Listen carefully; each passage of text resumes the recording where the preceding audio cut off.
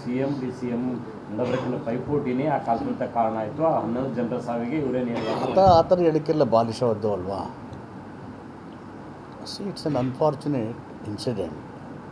ನಮಗೆಲ್ಲ ನೋವಾಗಿದೆ, ಸರ್ಕಾರಕ್ಕೆ ನೋವಾಗಿದೆ. That should not have happened.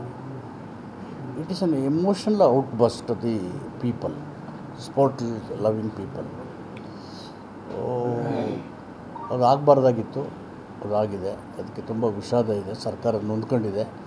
ಅದಕ್ಕೆ ಲ್ಯಾಪ್ಸಸ್ಸನ್ನು ಕಂಡುಹಿಡಬೇಕಂತ ಒನ್ ಮ್ಯಾನ್ ಜುಡಿಷಿಯಲ್ ಕಮಿಷನ್ ಹಾಕಿದ್ದೀವಿ. The cos will be known and revealed and appropriate action will taken. Future this type of incident should not happen. ಸರ್ಕಾರದ ವೈಫಲ್ಯತೆ ಹೆಂಗಾಗಿ ರಾಜೀನಾಮೆ ಕೊಡಬೇಕು ಅಂತ ಡಿಮ್ಯಾಂಡ್ ಮಾಡ್ತಾರೆ. ಇದರಲ್ಲಿ ರಾಜಕೀಯ ಮಾಡೋದು ಮುರುಕ್ತನ. ಈ ಥರ ವೈಫಲ್ಯಗಳು ಯು ಪಿನಲ್ಲಾಗಿದ್ದಾವೆ. ಗೋಧ್ರಾ ಇನ್ಸಿಡೆಂಟ್ ಗುಜರಾತ್ನಲ್ಲಾಯಿತು, ಬೇರೆ ಬೇರೆ ಕಡೆ ಅದು.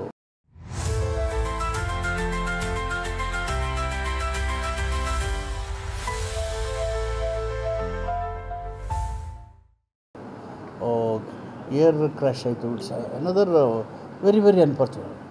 Can we ask prime minister resignation? Can we ask the Home Minister resignation since they were hailed from Gujarat?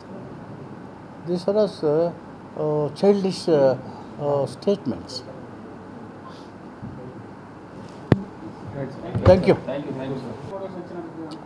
ಅತ್ತೆ ಅಂದರೆ ಸಿ ಅಂಬೇಡ್ಕರ್ ಏನು ಹೇಳಿದಾರಪ್ಪ ಕಾನ್ಸ್ಟಿಟ್ಯೂಷನ್ ಅಸೆಂಬ್ಲಿಯಲ್ಲಿ ಇರುವಾಗ, ನಾವು ಇಂದು ವೈವಿಧ್ಯಮಯವಾದಂಥ ದೇಶದಲ್ಲಿ ಆಡಳಿತಕ್ಕೆ ಕಾಲಿಡ್ತಾ ಇದ್ದೀವಿ. ಅನೇಕ ಧರ್ಮಗಳು, ಅನೇಕ ಭಾಷೆಗಳಿದ್ದಾವೆ. ಕಾಂಟ್ರವರ್ಷಿಯಲ್ ಇದಕ್ಕೆ ಹೆಜ್ಜೆ ಇಡ್ತೀವಿ. ಸರ್ವಾಧಿಕಾರಿ ನೀವು ವ್ಯಕ್ತಿ ಪೂಜೆ ಮಾಡಬೇಡಿ. ವ್ಯಕ್ತಿ ಪೂಜೆ ಸರ್ವಾಧಿಕಾರಿಯನ್ನು ಸೃಷ್ಟಿಸಿದೆ. ಸರ್ವಾಧಿಕಾರಿ ಪ್ರಜಾಪ್ರಭುತ್ವ ನಾಶ ಮಾಡ್ತಾನೆ. ಪ್ರಜಾಪ್ರಭುತ್ವ ನಾಶದ ಇಲ್ಲೆಲ್ಲ ಜನ ಕೇಳೋರು ಯಾರು? ಕಷ್ಟ ಸುಖ ಹೇಳೋರು ಯಾರು? That is the message. Sir, ಈಗ ಜಾತಿ ಗಣತಿದ್ದು ಒಂದು ಸ್ವಲ್ಪ